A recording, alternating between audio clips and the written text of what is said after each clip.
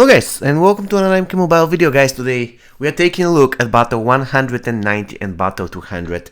Actually, I kind of underestimated those battles, I really did.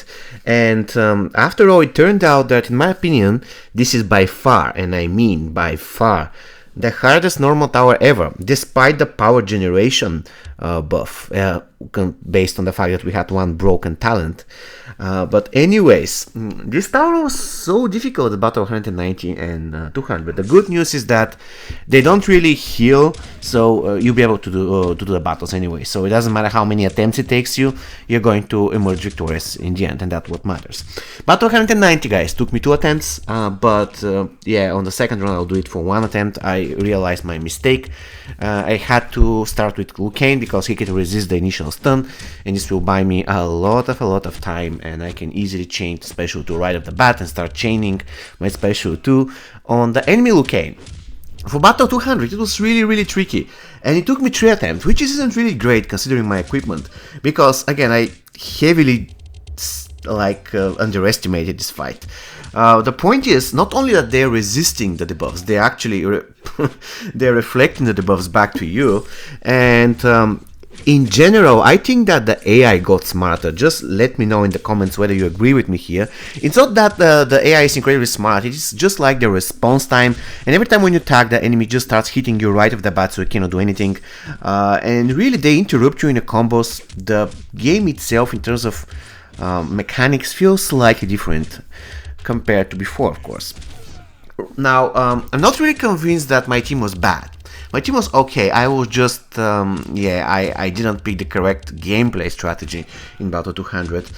Basically, in a lot of cases, Lucane tagging attack doesn't work because they're going to resist the cripple and they're going to cripple you. That's really annoying. On top of that, Raiden has, the thing that revives you from the tower. I forgot its name. It was kind of tricky name. So yeah, this battle 200 is quite tricky, but of course it can be done. You can use, for example, if you have gold characters, you can use Treacherous Tanya. You should be quite awesome. She really works great in this tower, considering the fact that you're generating power so easy. Now, let's focus again on battle 200. I think that you have to be really careful in the selection of your team. Not really convinced that Classic Raiden will do the job. Actually, I'm not really convinced that any character will be perfect for battle 200. Correct me if I'm wrong, because you cannot really rely that you're going to snare everybody. They can resist the snare, that's easy. You cannot really rely that tagging in and out is a good strategy, because they can reflect the cripple and they can cripple you. So basically you have to really know the enemy equipment. Like, each boss has different equipment, and so you have to remember this equipment and act accordingly. So if there's a boss who, let's say, has a reduction of the unblockable chance that you have, because there is a weapon that gives that, actually not a weapon but an armor, then you have to adjust your strategy and use a character with higher chance of block breaking, right? If you're facing a character that can reflect debuffs, then you shouldn't be doing a lot of bad debuffs that can cripple you, or you just have to use a character that has very high percentage, let's say, resistance to all debuffs.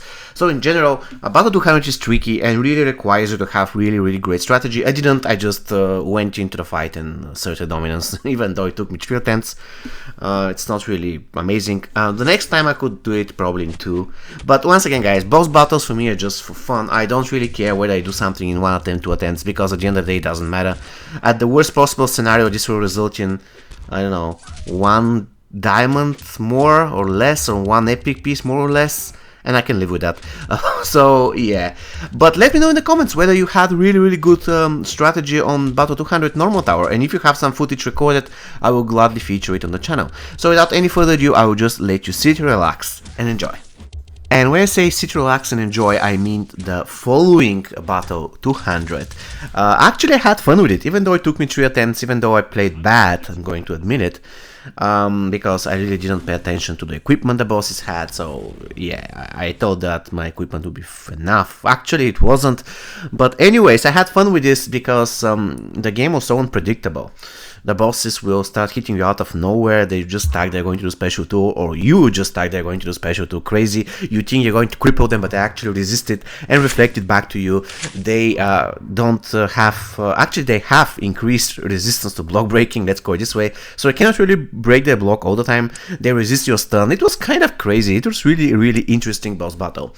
So now I will let you fully enjoy it. I hope you're going to let me know in the comments how you did it and which is your main strategy, and if you manage to do it in less than 3 attempts, it will be pretty fun to know that. See you next time, guys. Take care and stay safe.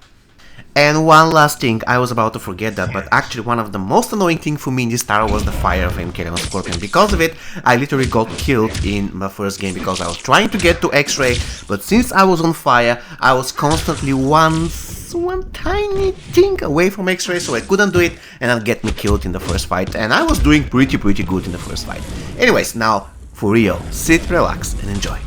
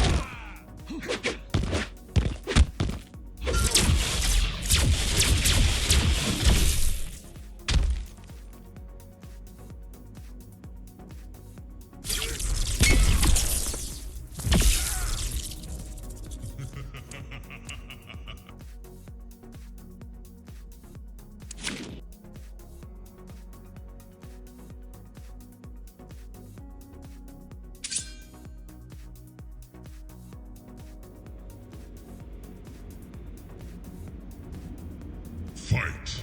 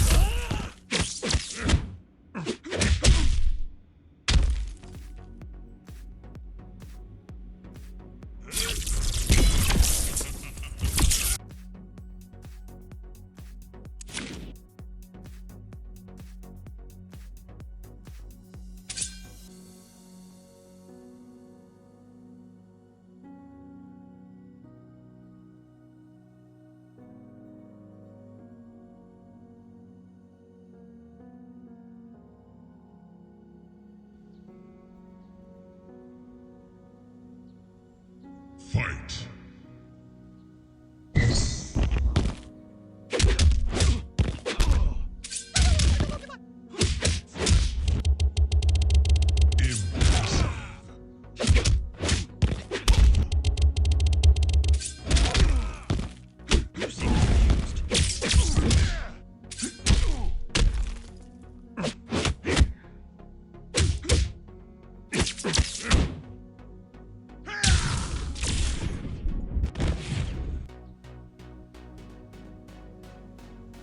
I'm simply too fast.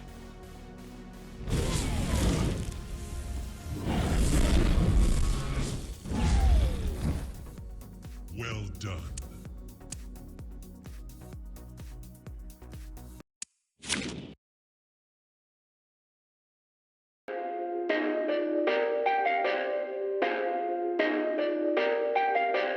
Perfect.